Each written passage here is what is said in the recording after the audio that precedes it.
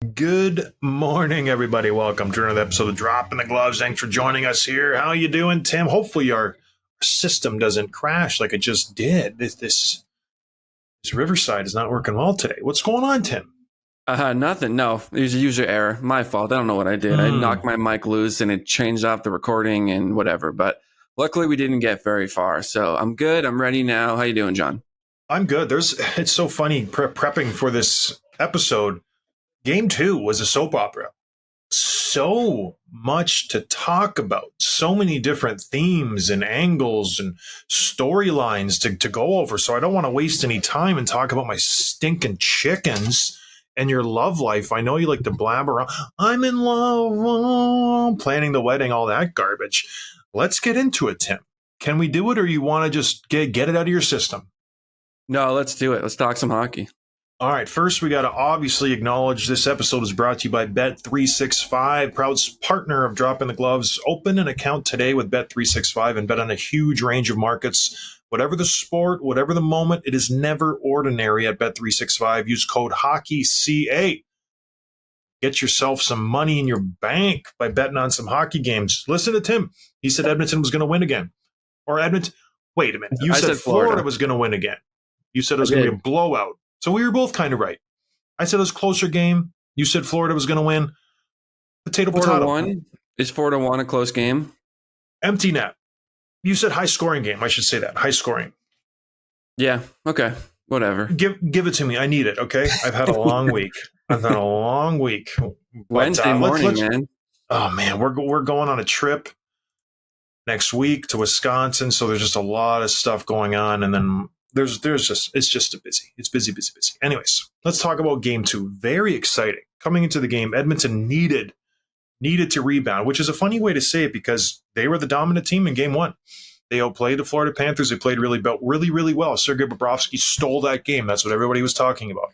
This guy stood on his head. He played fantastic. He was just dominating the game. Gets another shutout in game 1. Will Edmonton be able to crack that nut and play the same way that they were playing? Well, the scripts were flipped. The Panthers dominated this game from the drop of the puck. Edmonton gets on the board first.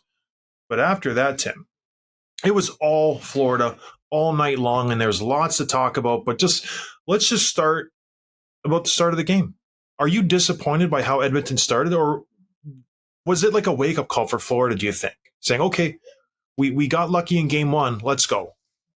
Yeah, I mean, you said exactly what I was going to say, is that game 1 was Edmonton lost, but you felt okay about it because of the way that you played, and you kind of felt like you were the better team, and you do that again in game 2. Bobrovsky probably can't stand on his head twice in a row, and you have a chance of tying up the series. But this time it was like, even though it was Florida won both games, there's a completely different story in game 2. Even though Edmonton got on the board first with a kind of an uncharacteristic goal from Bobrovsky, but a great play from Ekholm. And what a funny thing. I know that whoever the defenseman was did a good job of blocking the pass, but you're still a defensive defenseman on a rush with a 50-goal scorer. And to look off Draisaitl and take the shot, pretty ballsy move, but it worked for him, and they went up 1-0 pretty early.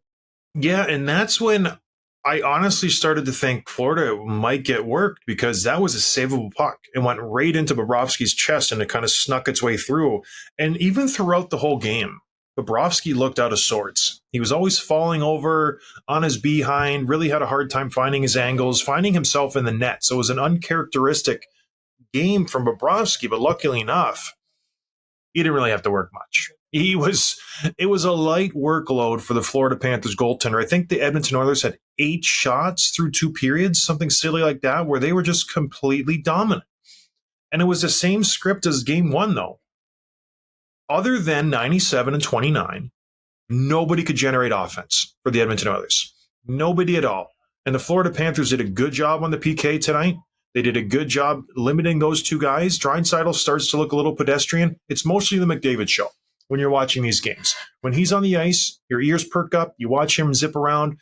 When he's not on the ice, nothing happens. Like, absolutely nothing happens for the Edmonton Oilers. It's astonishing. The difference between one player when he's on the ice and then when he's not, the whole team is completely lethargic. They don't do any. I might be exaggerating it a little bit, but it seems to me that that's the case. And everybody knows it. And when he's on the ice, all eyes are on him. Every single Panther is aware of him. It's Forsling, it's Barkov, it's Reinhart, it's Verhaeghe. Get him. If we shut him down, we shut down this team, and that's what they did. You can tell they're. It's obviously, why would you not? But are you getting this sense too that no one else, even Draisaitl included, is having any impact on this series? Yeah, although I will say that Stuart Skinner has played okay, you know, even in this game, right? Like he can't score, Tim. Right, and he let in 3, but you know, maybe you want some of them back, but he's giving you a chance to win. It's not he's not been the issue, which I think a lot of us would have said if Florida's up 2-0 after 2, you'd think that Skinner's had a couple of stinkers, and he really hasn't. It's just been I think it is probably more a credit to Florida, just how good they are and how deep they are, and all the things we've said about the advantages they have over the Oilers, and it's played out in the first 2. Yeah, and then just getting back to McDavid, I feel like he looks frustrated. He looks like he's spinning his wheels at times, and you look at the amount of effort that he puts in every single shift. I know people are criticizing him. Oh, he's a terrible captain, this and that. He's not going to win the big game. I don't put that on him. I think he's a really good leader. I think he goes out and he puts it on the line every single night. This guy plays 25 minutes and he busts his hump every single time. And in the offensive zone, he's the cutbacks, Tim, the transitions, the around the worlds, the stop and goes. That's hard to do. That's hard to do when you're just getting bag skated, let alone in the Stanley Cup Finals when you got a guy draped all over you and you're just trying to control the play. And the reason he's doing all of this work, there's no one to pass to. There are no lanes. You watch the Florida Panthers, how they defend. One guy's on McDavid, usually Forsling. He hounds him. He's really good. But he's not staying with him because it's McDavid. There are no lanes through the middle to get a pass through. Their sticks are really, really good. Their positioning is really solid. And McDavid, all he can do is just up and back, around and around. Let's do it again.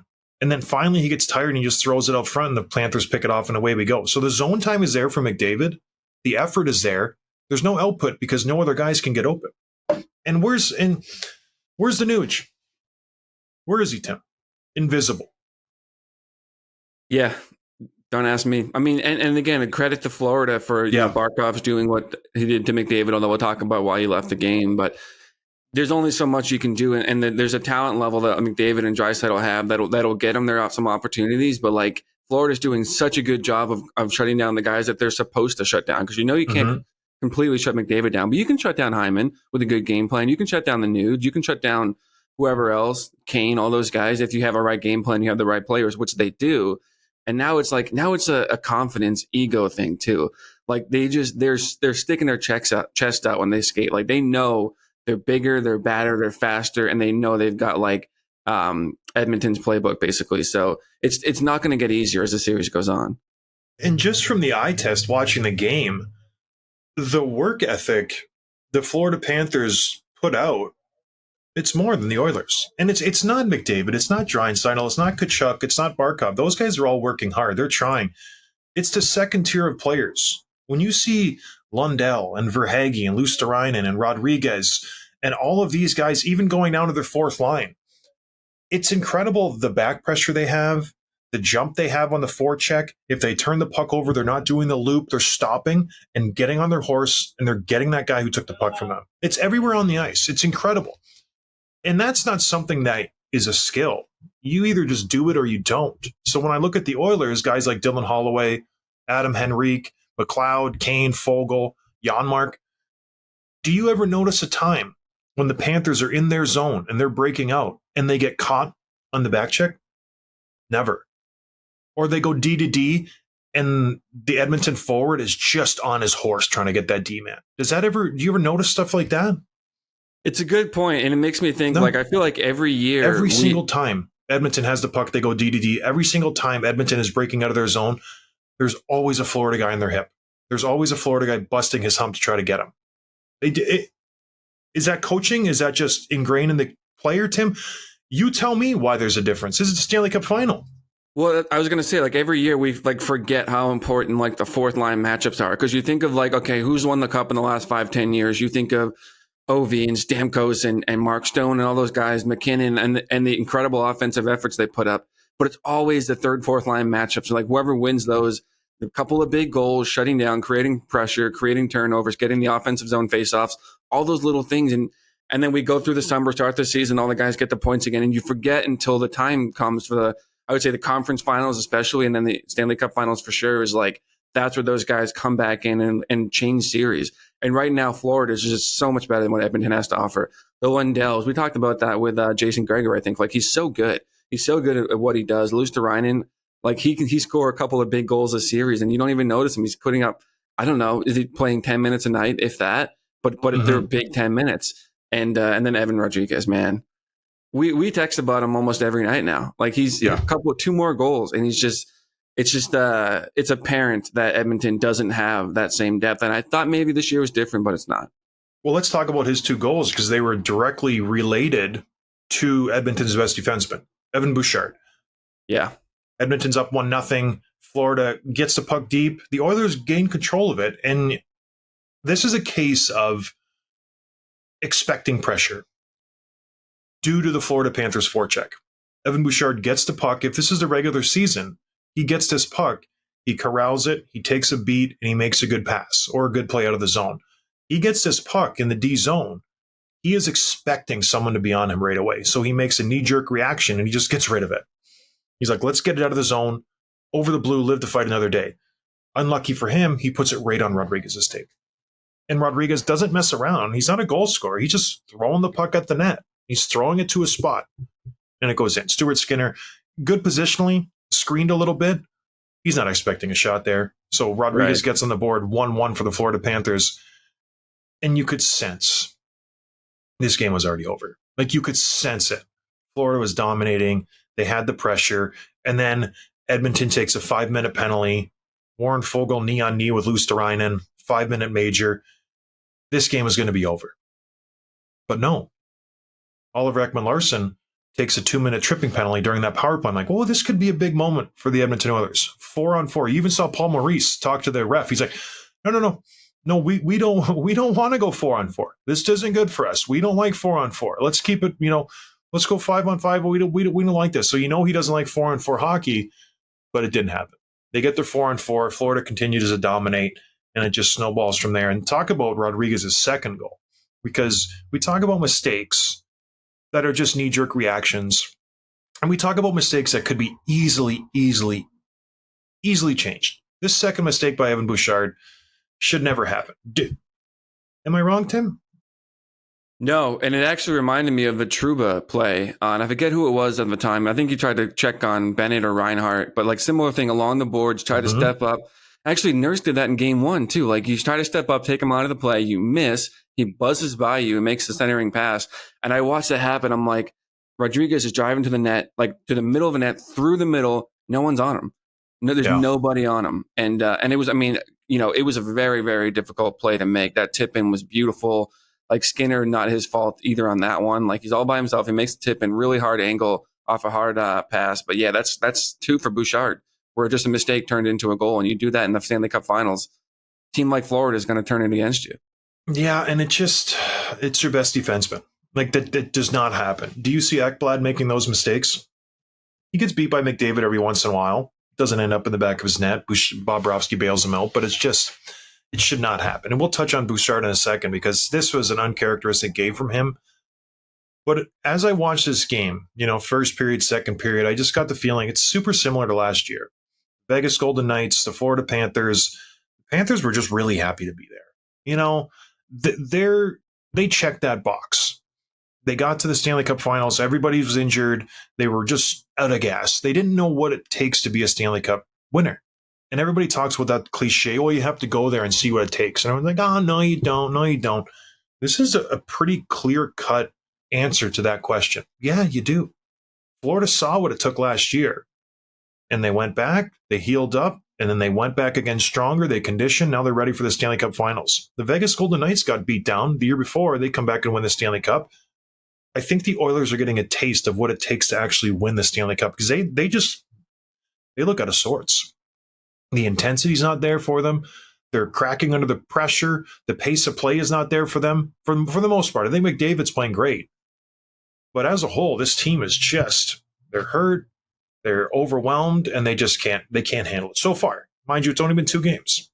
That all makes sense to me, but what doesn't make sense to me is their power play not clicking. Yeah. And you know what I mean? Like, this was their bread and butter. Like, all things being equal, like, if you give them power play opportunities 2-3 a game, they're going to score 2-3 goals, 1, 2, 3.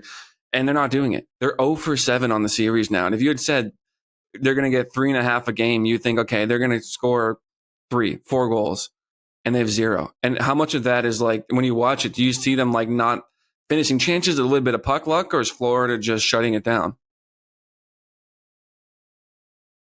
Well, I think people are just undervaluing how good Florida's PK is. So in this playoffs, they've shut down now the number 1 and number 2 power plays in the regular season. The New York Rangers, the Edmonton Oilers completely dominated them, made them look pedestrian. And the reason they do it, how they do it is they pressure.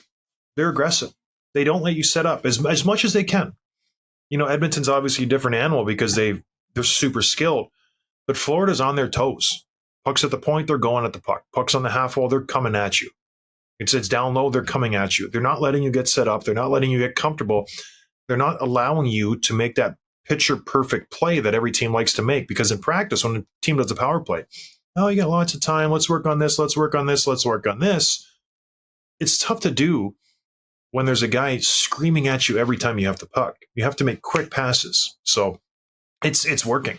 I think Edmonton will make adjustments, but it's tough when you have elite players that Florida does, and they're buying in on your concept of how to kill the penalty, which is high intensity, good sticks, and let's roll it over and let's go 30, 35 seconds. That's very hard to break. So Edmonton needs to change something, because much like the Rangers, if they can't get their power play going, they're done. Like, they are absolutely done. They have no chance of winning this cup unless their power play can pick it up. We saw what they do on 5-on-5.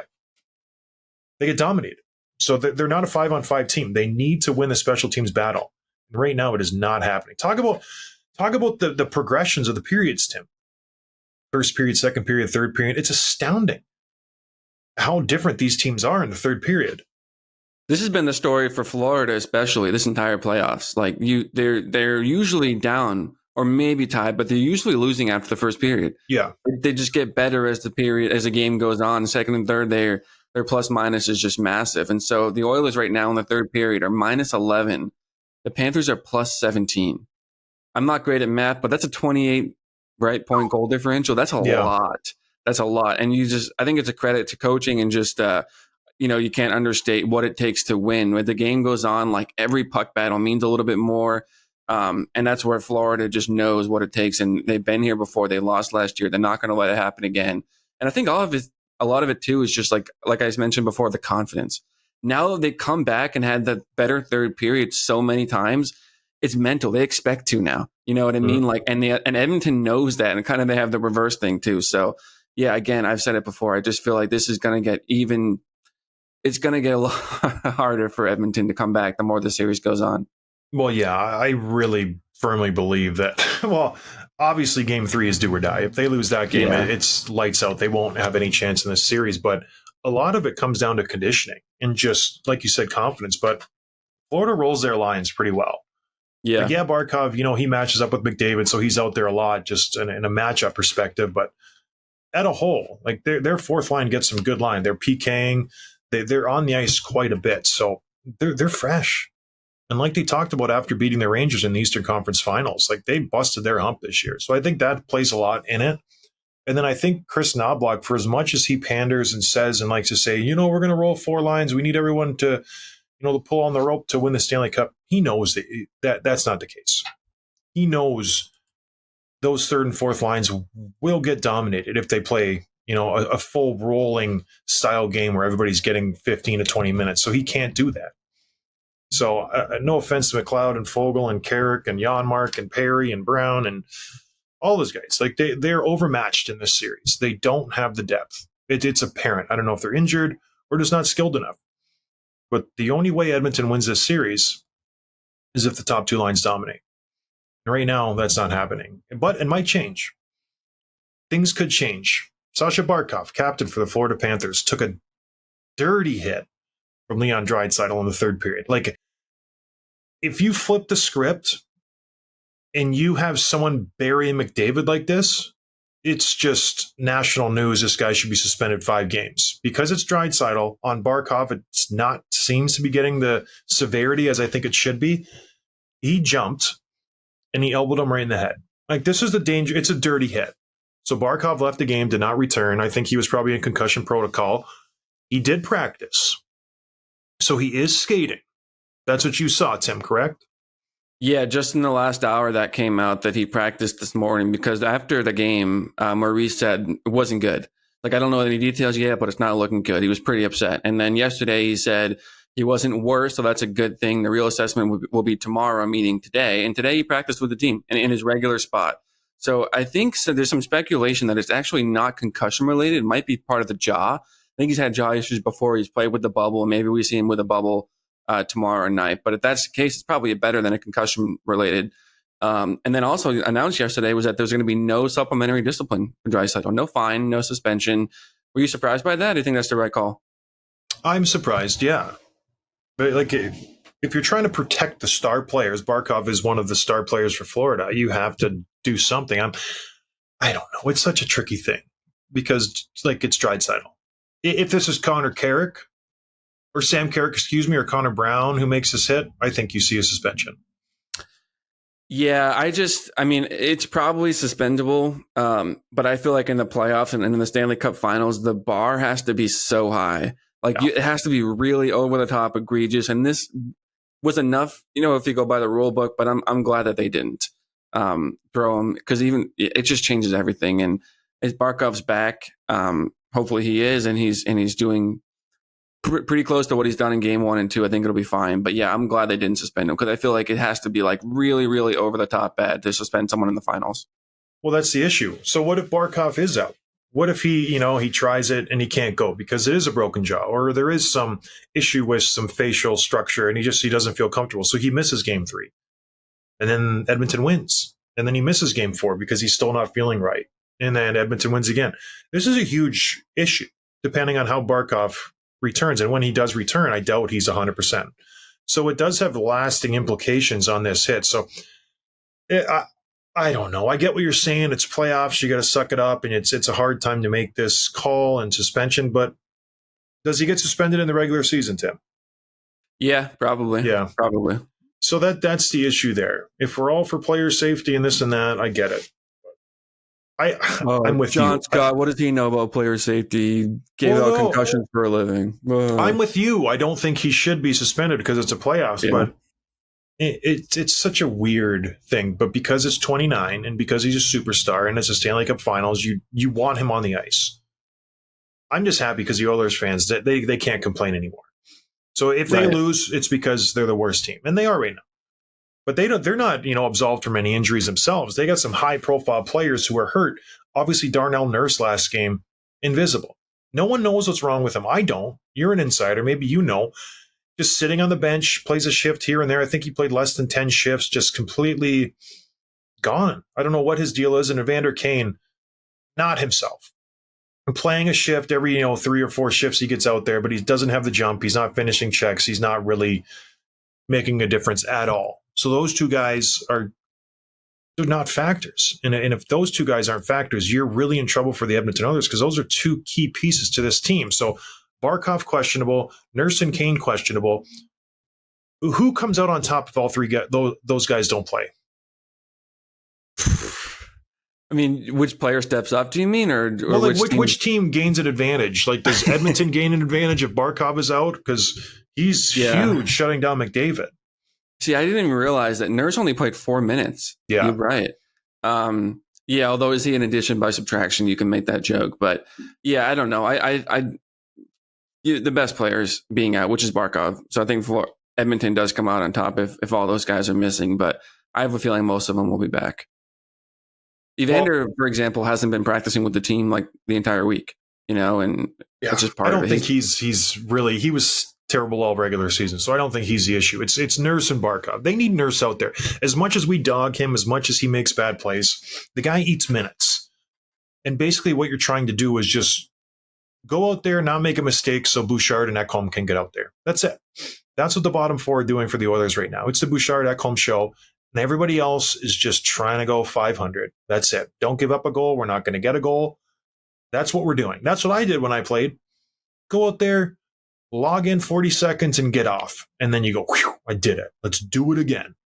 So, like, Desharnais stinks. Like, they all stink. It's Ekholm and Bouchard. That's it. And when Bouchard has to play crazy amounts of minutes and he's feeling this pressure and he knows he's the guy, he makes mistakes. So they need Nurse out there. They really, really do. They don't have anybody else to play.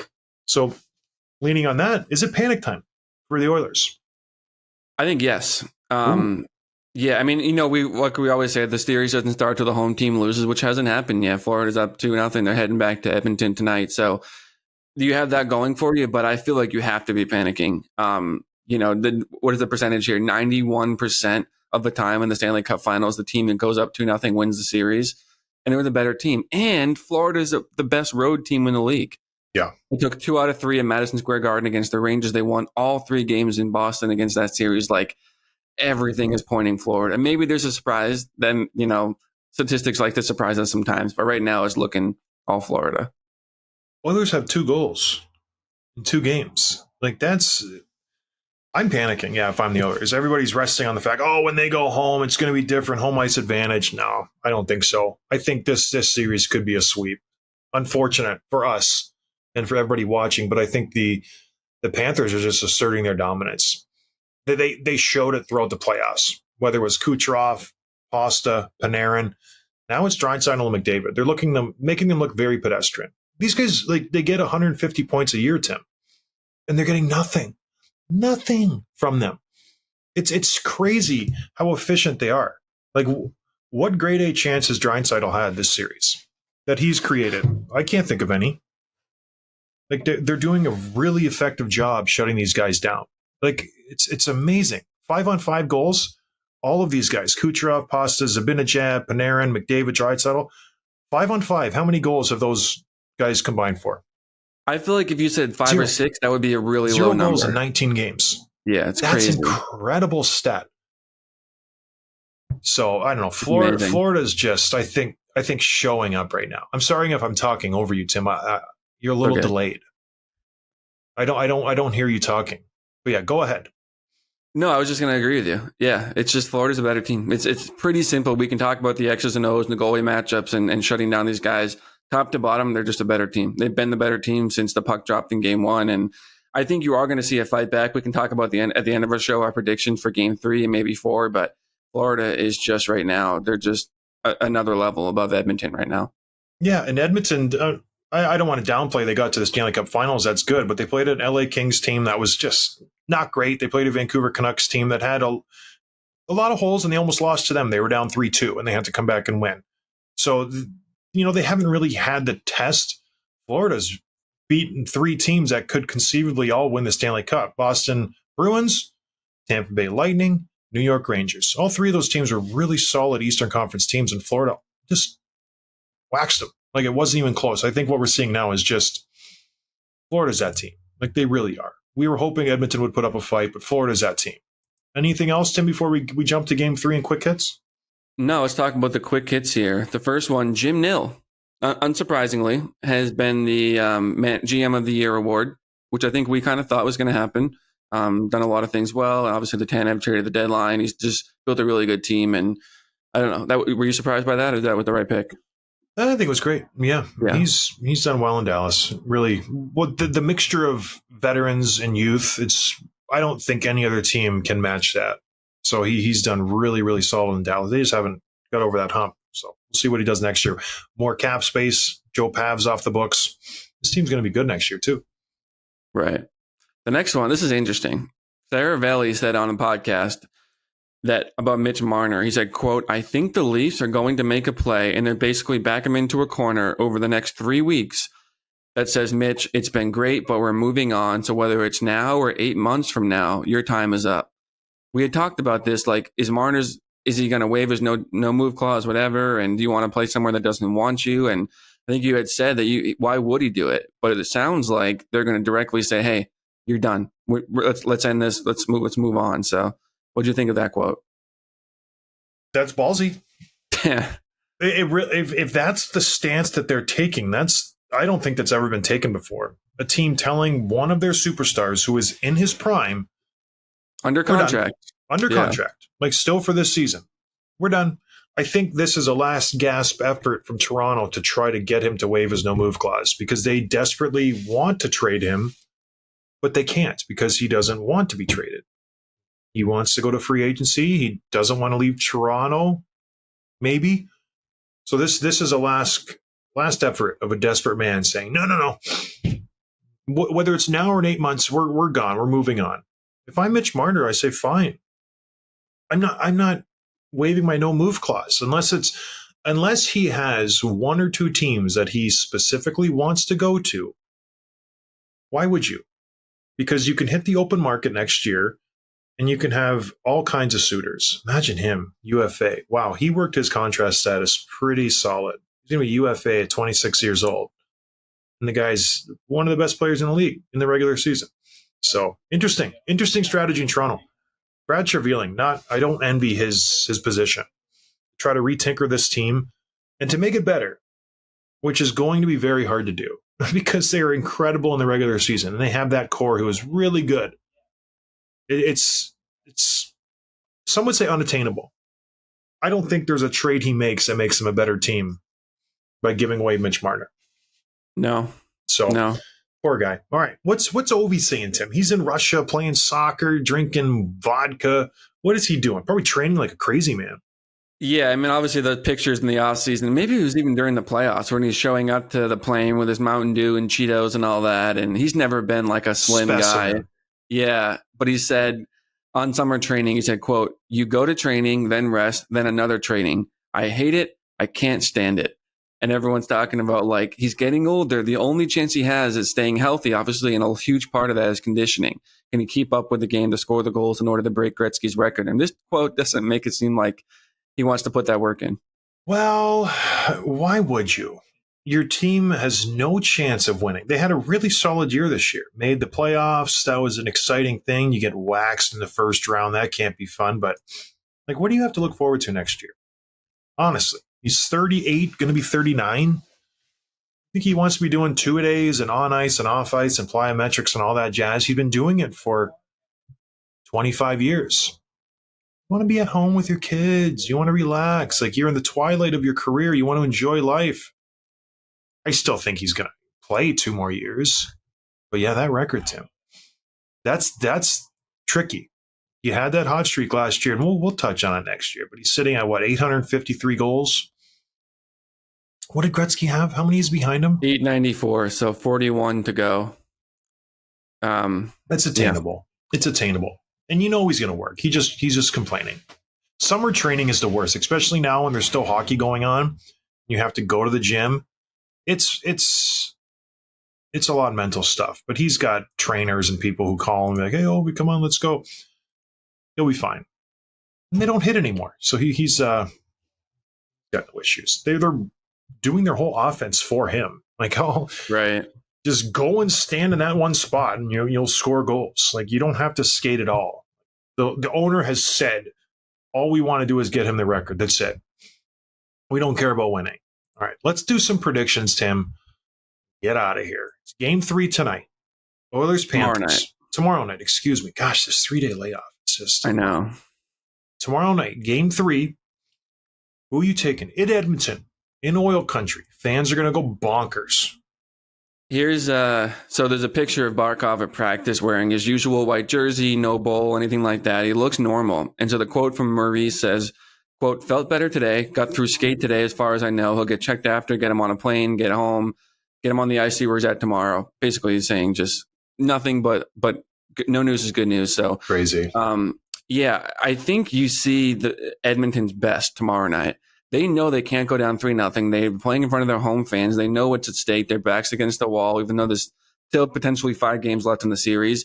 I think you see Edmonton's best effort. I think they win tomorrow night. Ooh. I still like Florida to win the series. I think they're going to split in Edmonton, but I think Edmonton takes game 3. In order for the Oilers to win, who scores for them? Hyman. Zachary Hyman. He's been pretty quiet too. I think being at home, I know Florida's a good road team, That will benefit the Oilers more than any other team the Panthers have played, just because they can throw out that nuclear option at any given moment. And when you see Steinlen, Lorenz, and Okposo jump over the boards for a faceoff, you're going to see the top three. That's what I would do if I was Knoblauch. You have to match lines. You have to get those guys away from Barkov, Reinhart, and Verhaeghe. Kachuk, Bennett, Rodrigues. They're just too good. Their sticks are too good. They're too energetic. So hopefully they can, get that matchup game going and win that and get some, just some better situations for McDavid. But I think Florida's going to win. I think it was Florida wins game 3, Edmonton wins game 4. Hopefully. Win the cup at home. I really hope whoever wins, wins it at home. Like, it's just a little thing, but I don't like when the team wins on the road. You don't get to do it with your fans in your building, Yeah, we're going to go to the final game and do a show right from the ice, I think. I'm still working on the details, but yeah, that'll be fun. So hopefully it's in Florida. We can go south instead of north. I'm in. Whatever the case, it'll be a lot of fun. All right, everybody, thank you for listening. We appreciate the support. Go out and have some fun. Watch the game tomorrow night. We will talk to everybody on Friday. Cheers. Thanks for listening to Dropping the Gloves with John Scott, a member of the Nation Network of Podcasts. Subscribe wherever you get your podcasts from to never miss an episode.